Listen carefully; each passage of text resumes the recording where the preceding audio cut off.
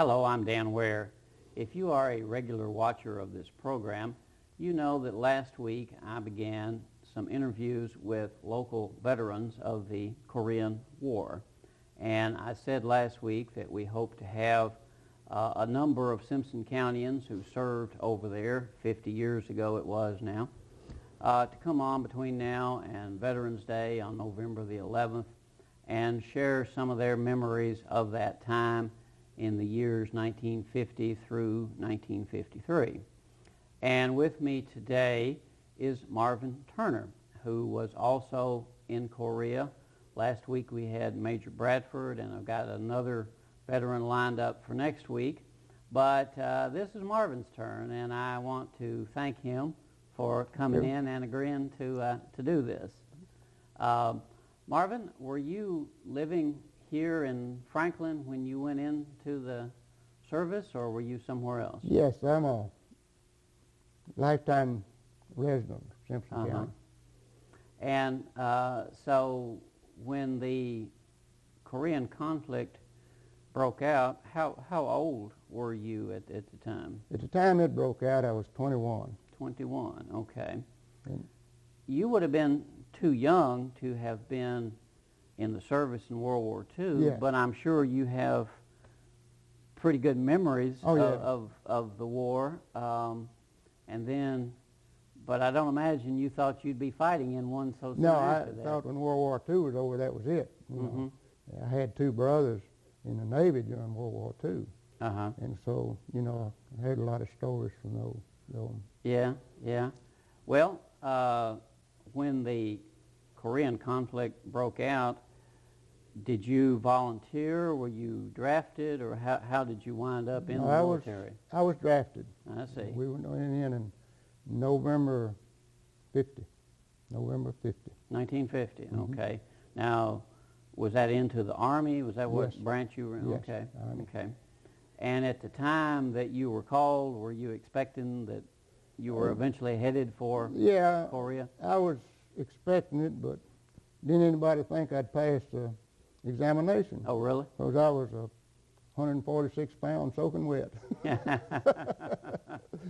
So you thought they were looking for somebody a little beefier, huh? But after 14 weeks of basic, I weighed 175 pounds. I see. Well, where'd you go for your basic training? Camp Breckenridge. Camp Breckenridge. Yes. Now, where's that? It's over in the west part of the state. I see, yeah. Well, was that as rough as everybody says it is? Was that... Basic training to me wasn't that bad, but the cold weather was bad. You know, we left here on the day after Thanksgiving, the 24th. It snowed all night the night before. Oh, my. We went to Owensboro, was sworn in at Owensboro. We couldn't get to Camp Breckenridge. Because of the snow? Yeah. We had to spend the night there. And it was, of course, 50 and 51, the winter, you know, the coldest winter we've had in years. That's right, that's right. We had in January some real bad snow and power out, But as far as basic training, of course, I come off of the farm, tough as a pine knot. And it didn't bother me that much. How long after you finished basic training before you found yourself overseas? Directly.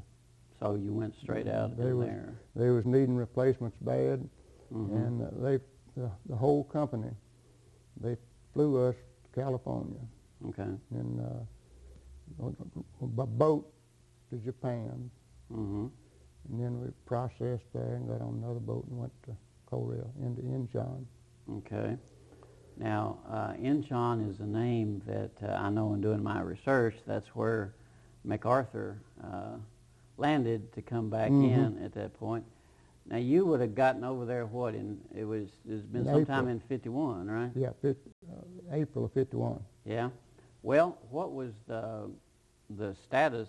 Because if I'm remembering correctly, the North Koreans, they pushed way down, and then the United States and other forces pushed them back, and then the Chinese came in and pushed back the other way.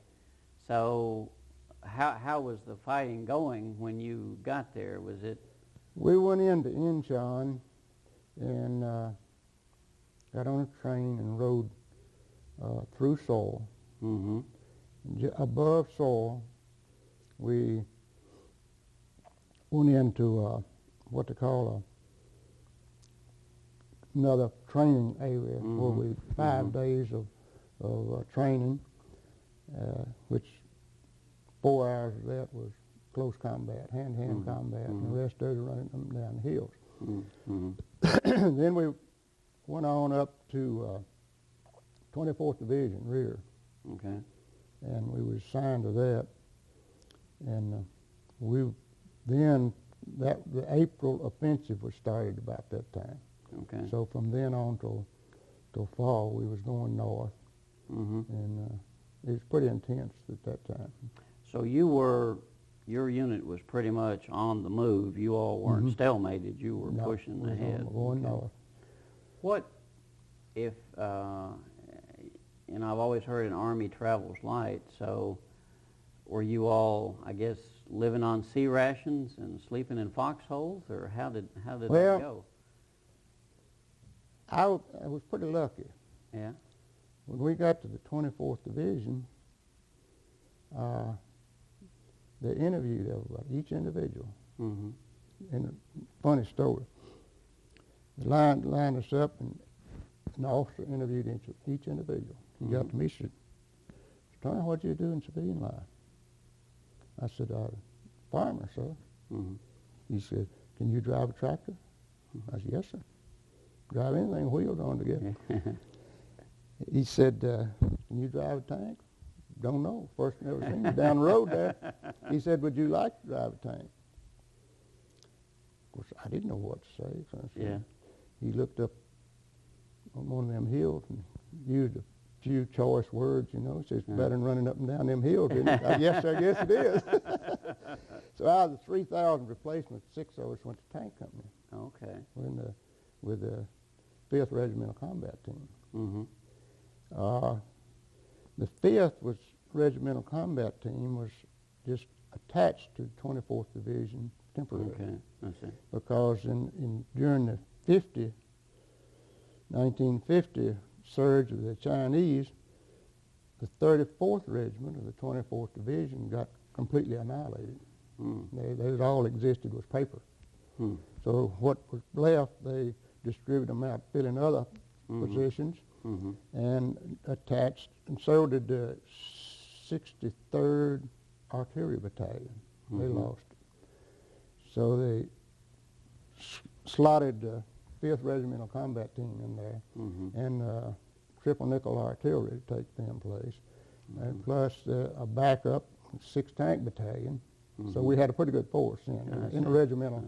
So we more or less operated as a regimental team, and with the 21st and 19th Regiment of the 24th Division. Well, tell me about driving that tank. Was it just like driving a tractor? No, it's a little different. I would imagine. So, guess it was Mother's Day. They carried us down in the riverbed one that Sunday morning. We come out that afternoon. We was qualified tank drivers. Okay, so got the quick course. And, So what I'm saying, I was lucky. I didn't have to climb the hills and dig the foxholes. Right. So, and we didn't have the casualties that infantry had. Because I saw 3 guys that I went through basic training with one afternoon, and I saw them the next day, and it wasn't but one of them. You know, that type of thing. So I felt real fortunate to do that. How many men were in a tank? 4 or 5. Okay. You got a driver, assistant driver, gunner, and a commander, and a loader. Okay. So it's 5. Did the North Koreans, did they have much in the way of tanks? They had them, but by the time I got there, they didn't give you that much trouble. I see. Most of our problem was landmines and artillery. And if you went directly over a landmine, that even though a tank's armored, it would still, I guess, When the first job I had when I went into the company was I was in headquarters. We had a open top tank that had all the communications in it, the company communications. We had a forward observer for the artillery, forward observer for the Air Force, that type thing. And we'd bring in airstrikes from Kemper Air Base, artillery strikes, and these guys were directed from there. From this observation? Yeah. Yeah. Then I went from that, I went into recovery, still repairing tanks, picking them up in the field. They'd been had the track knocked off, wheels knocked off. We'd go get them, pull them back. Well, you just put a chain to it and tow it, or what? Oh, you had cables or a tow bar. You had a tow bar and pull it back. I see. So you had contend with landmines, artillery, and more so than small arms fire. And I guess there's no way to know where those landmines are, so you just have to... I drove within 8 inches of one 7 times one day. Really? Yeah. But never drove over it and set it off? The next day we saw a half-track hit it. Yeah? And it took us right in after me. Yeah, yeah. Well, did you all actually see a lot of combat? I mean, were you yeah. So, but not a lot of tanks lined up opposition to you. So No, you basically tank, are supporting our infantry against their Right. infantry, right? And well, is there anything in the training that really prepares you for being under combat conditions and facing live fire and you know? It mentally it prepares you for it. So you can, even though you know that there's bullets headed your way, you do what you're trained to do. Yeah, you do what you're trained to do, and yes, you get scared, you know. Yeah, I would think. Yeah. But when the situation arises, though, a lot of times you're so busy you don't think about it. I see. You know, till it's all over with. And, yeah, we was under fire quite a bit.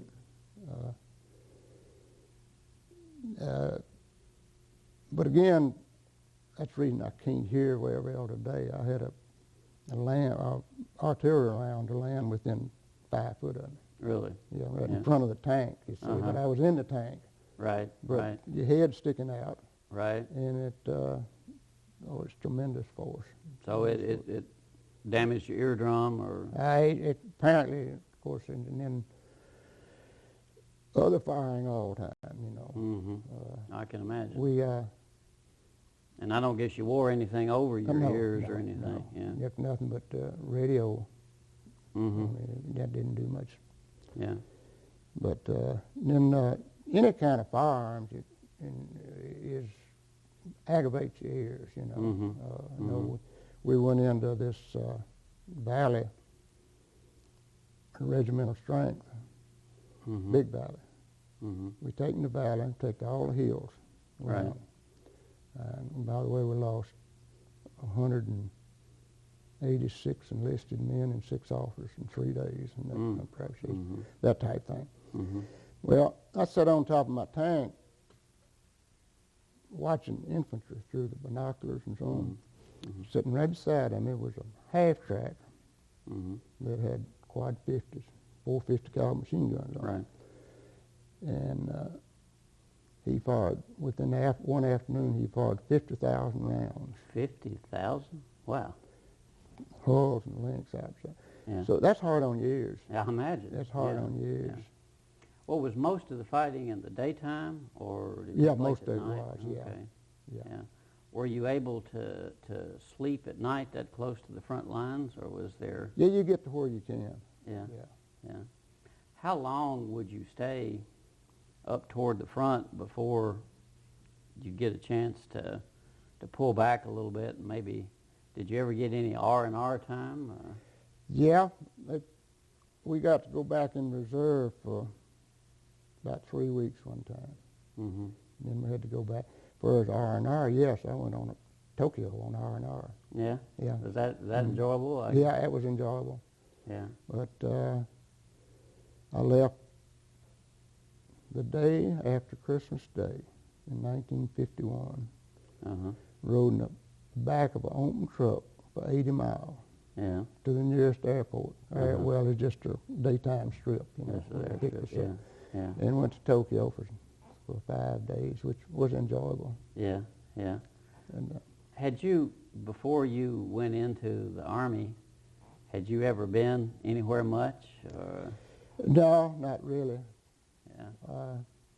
Was it a pretty hard adjustment to yeah. find yourself on the other side of the world? Yeah, I guess it was. You could It say. was. It Yeah. was. Yeah. And the culture, you know, when we unloaded in Incheon, Mm-hmm. we was flattened because we didn't know what to expect. And Mm-hmm. Of course, it wasn't like now.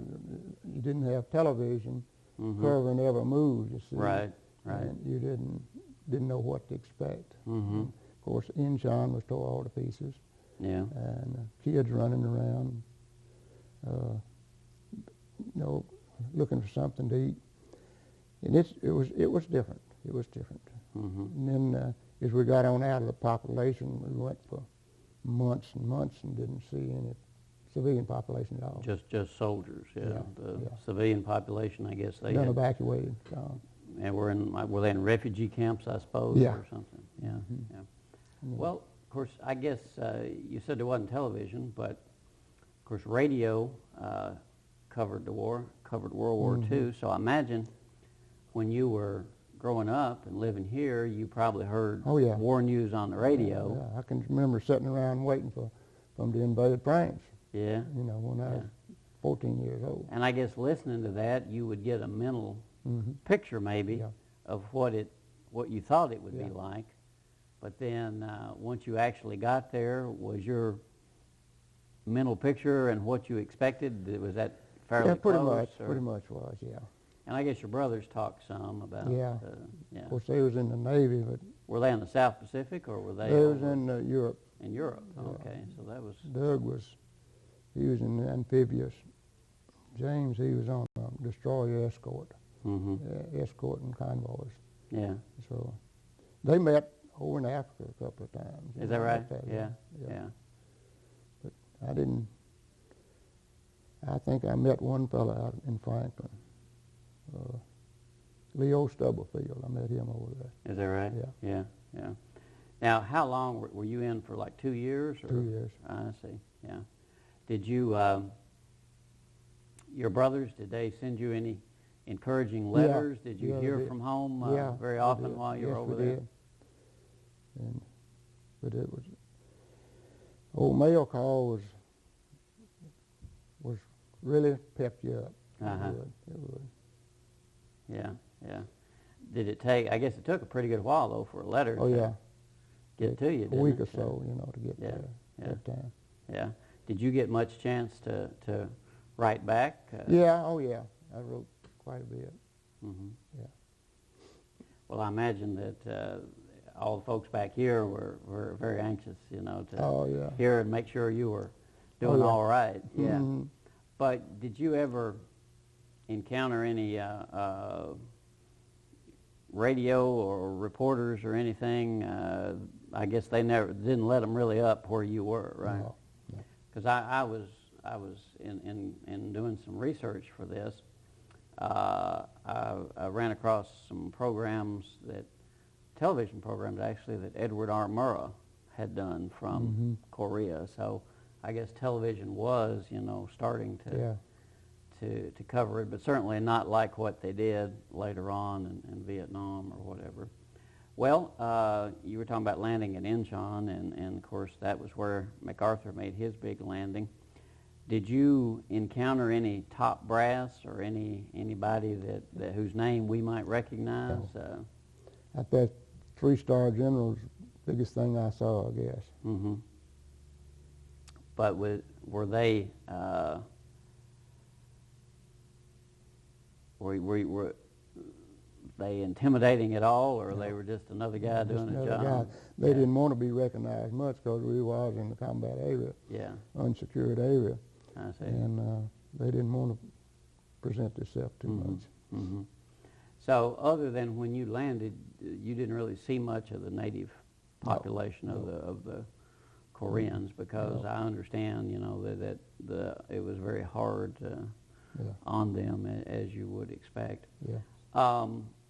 Did you, you know, here you are right in the middle of it, and sometimes somebody that's right in the middle maybe knows less about the big picture than somebody back. True. So were you able to keep up with, you know, how the war was going? Are we winning? Are we losing? Or is it just, the only thing, you know, what's happening right around you? We would get Stars and Stripes. Uh-huh. We would get that.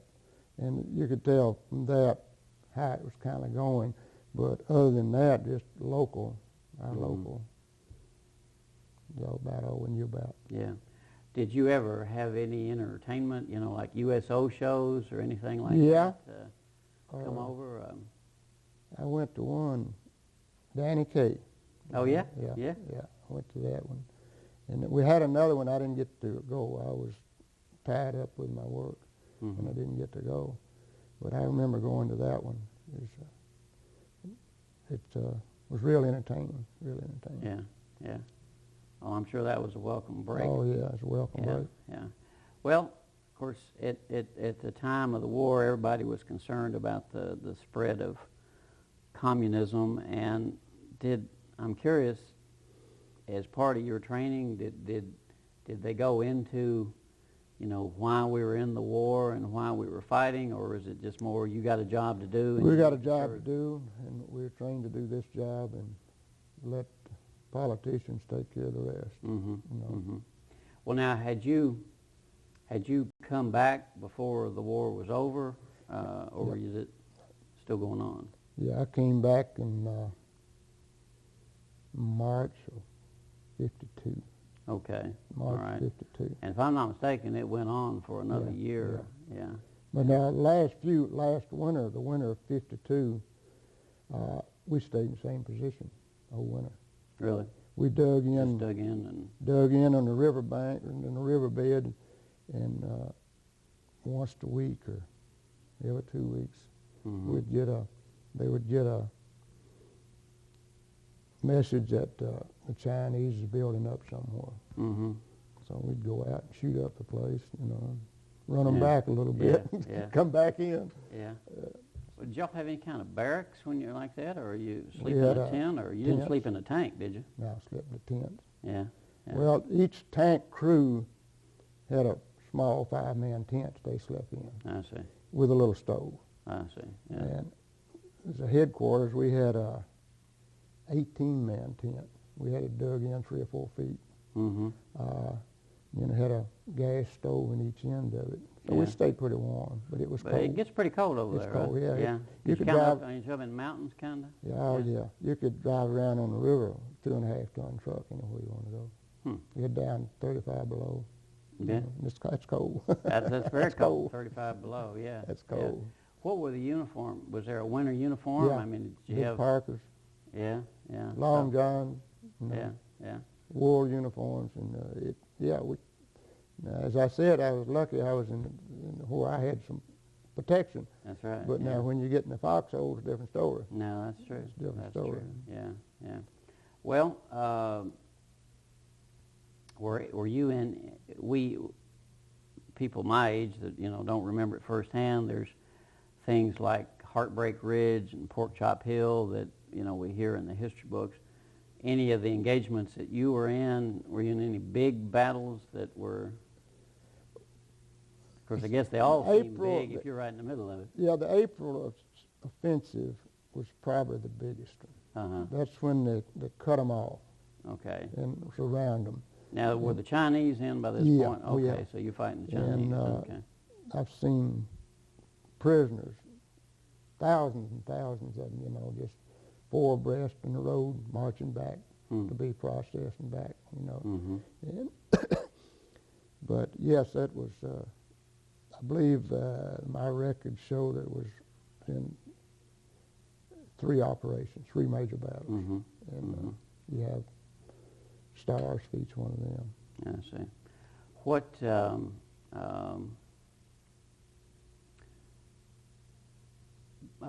going to ask you what it was like when you came home, but if you don't mind, I'm going to ask you, did you ever feel while you're over there that, you know, you felt like I might not get out of this and I might not get home, or you always...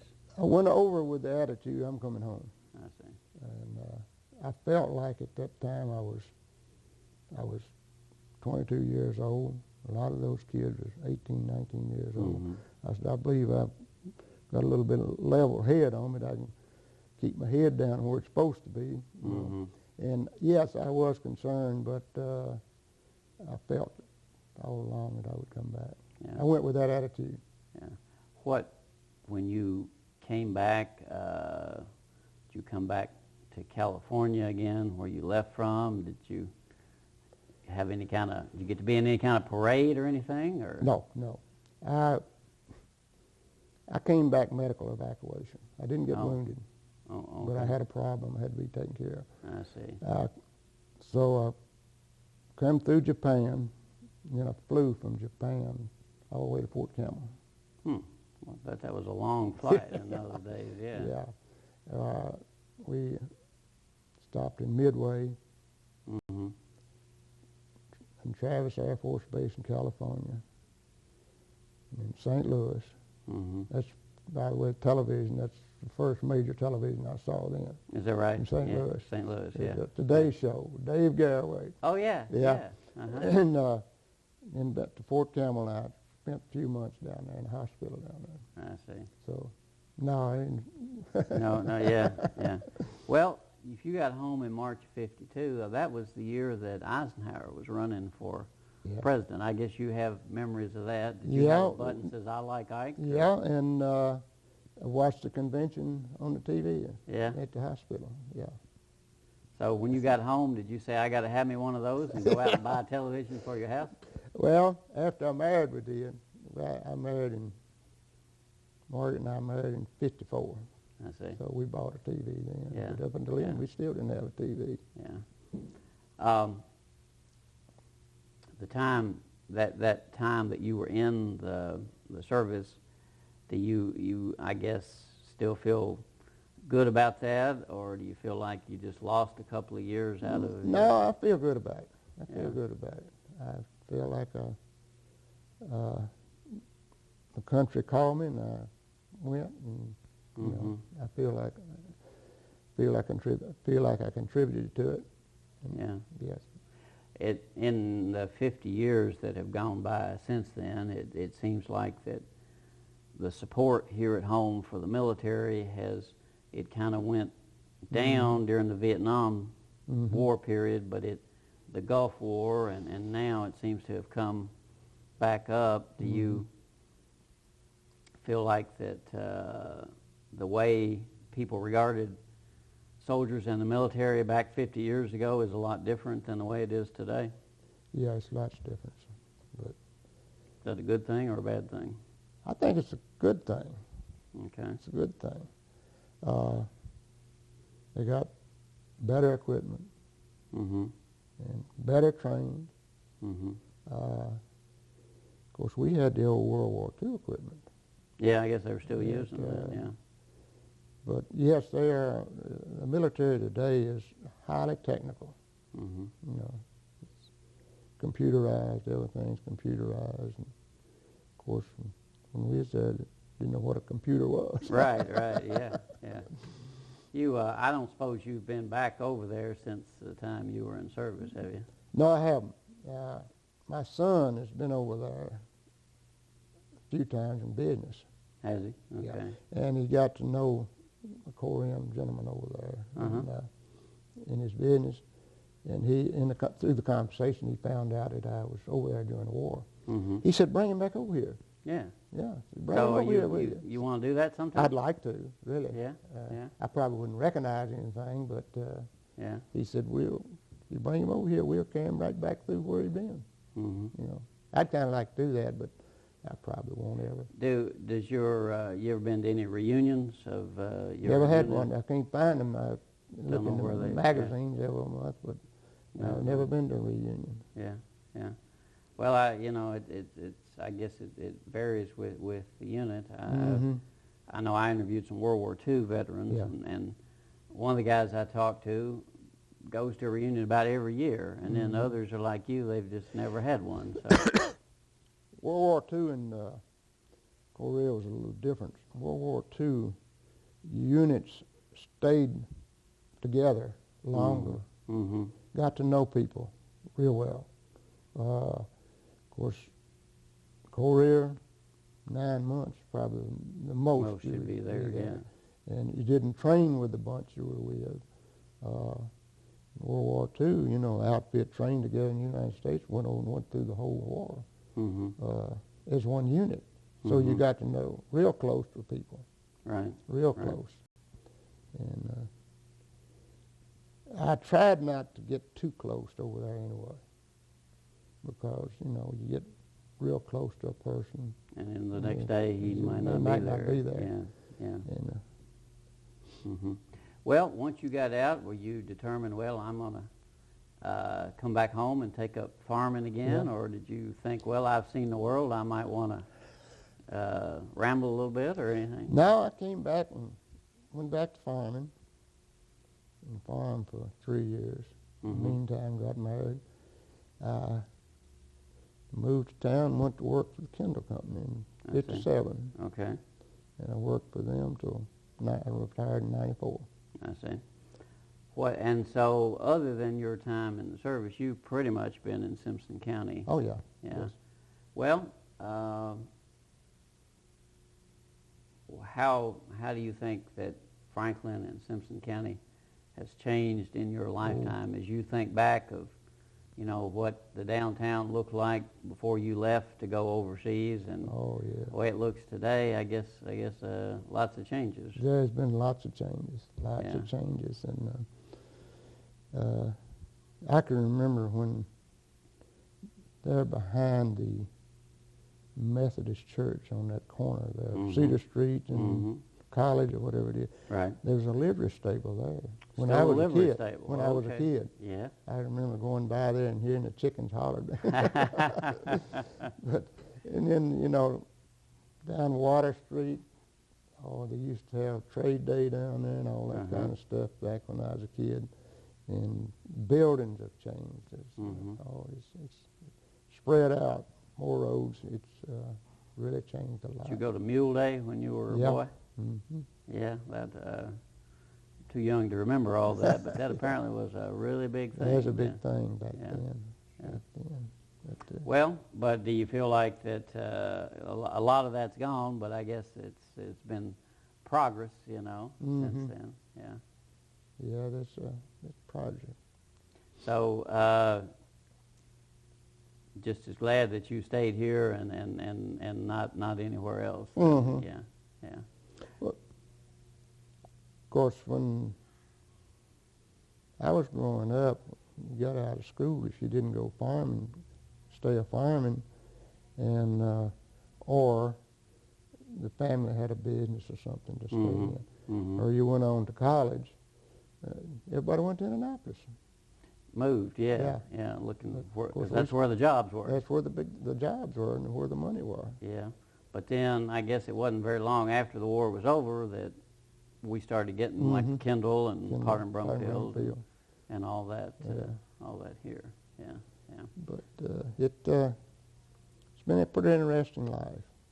Well, that's good. And you were telling me before we started that we've made a celebrity out of you by putting your picture on a map, which I didn't know.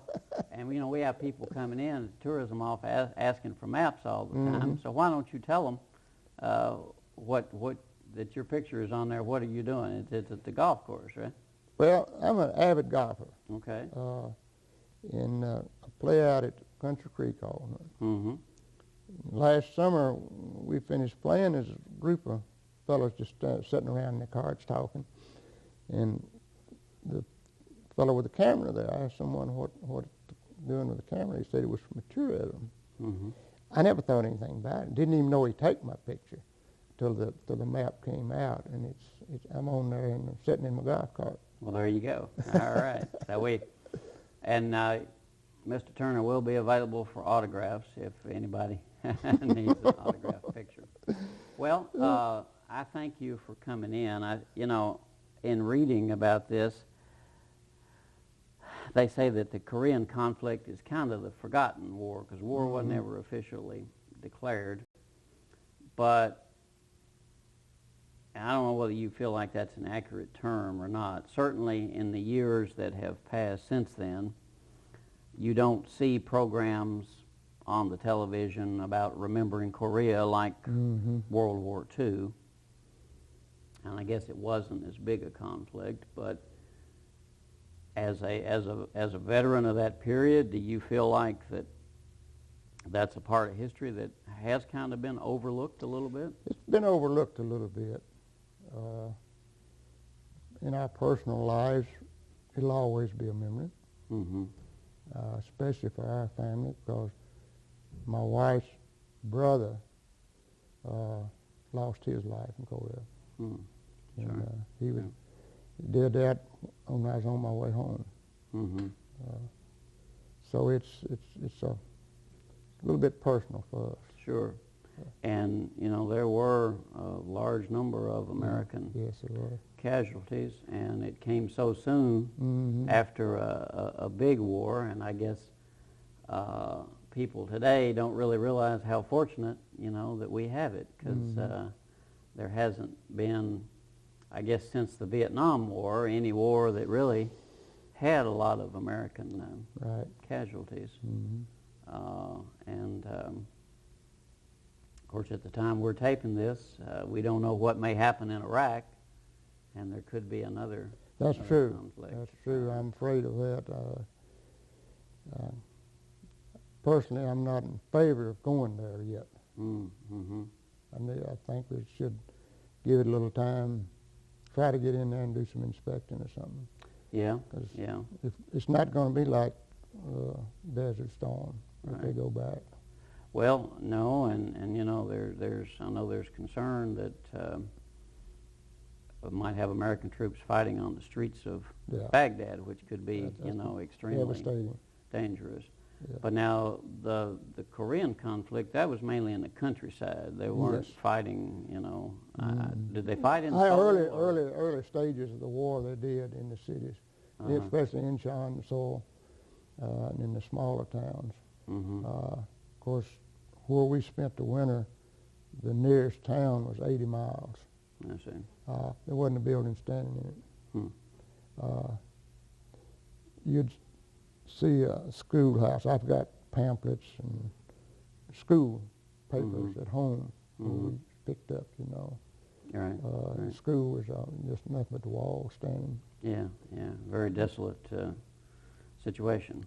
Well, probably not the most, certainly wouldn't consider it the most enjoyable time in your life, but it's certainly an eventful time, and I'm grateful to you to come in and talk about it. Well, I appreciate you inviting me.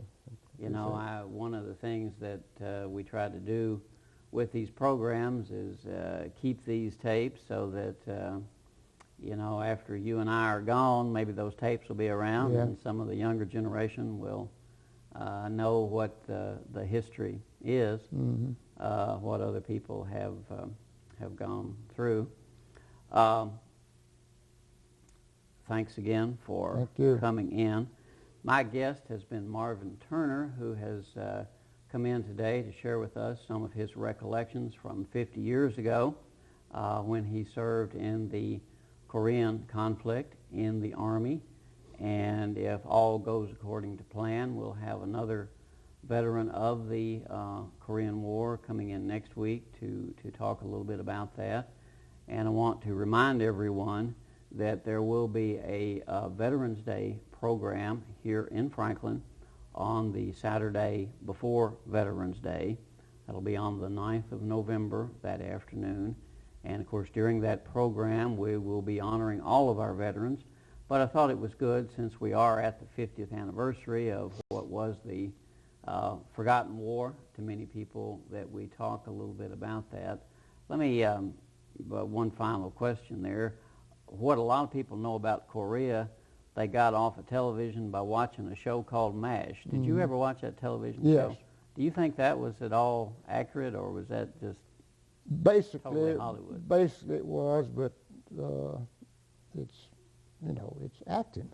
Yeah, it's right. acting. It's not like the same But, thing. Yeah. I've had, some of it's real. I've had some experience with casualties. Mm-hmm. And we had the old helicopter, you know, that they had in MASH. It's got the bubble on the outside to carry the wounded in. Mm-hmm. And I've loaded a few on them. Is that right? But yeah. I've never at the hospital itself. Uh-huh. But yes, but it's acting. Right, right. Well, if you'd like to know more about the real story, there is a lot of information available on the internet and programs that you can find.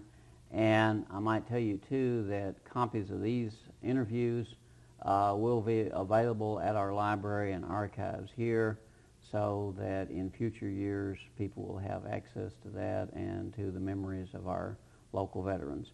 My thanks again to Marvin Turner for being here today, and my thanks to you as well for tuning in, and I'll see you again next week.